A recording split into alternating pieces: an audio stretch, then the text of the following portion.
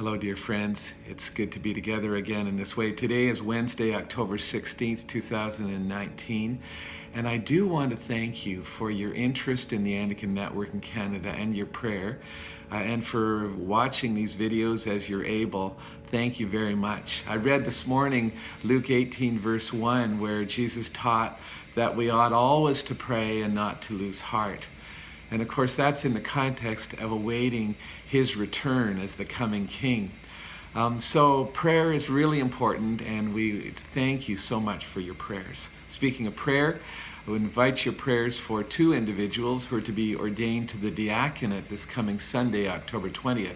Joel Strecker is to be ordained to the diaconate at St. John's, Vancouver, and of course Bishop Trevor Walters will be ordaining him as bishop, and it will be my joy, Lord willing, to ordain David Norris at St. Luke's, Pembroke. So pray for all who are involved, but especially for Joel and David as they prepare to be ordained to the diaconate this coming Sunday. Well, a couple of weeks ago, I think I mentioned that we were having our ANIC council meetings in Burlington, Ontario, which we did. And I think at the time I mentioned that we would be particularly addressing what's called the Harvest Task Force. And so I wanted you to know that this week a major report is being released from the Harvest Task Force, which is in preparation for our diocesan synod. So every congregation will be receiving this report, something to consider and pray about in preparation for our diocesan synod. Also something very much to pray about, which, Lord willing, Clergy Day is November 5th, and then the actual synod is November 6th through 8th at St. Peter and St. Paul, Ottawa. Well, a lot of what we do is to seek to discern what God is doing so that we can participate.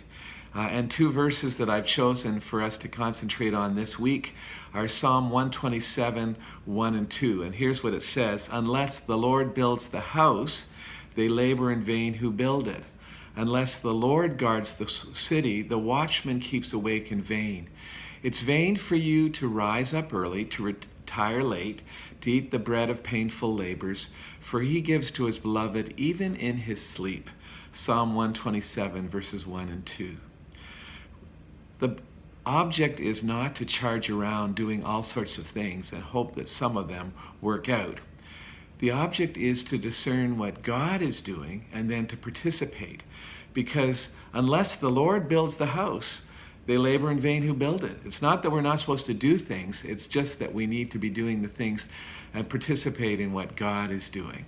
And so, dear friends, I want to encourage us to pray for our diocese and for our congregations and for all of us, that we would be able to discern what the Lord is about so that we can participate. Because I've noticed when even little things can produce great fruit when the Lord is doing it, but you can work really, really hard and it'd be like banging your head against a wall if the Lord is not doing it.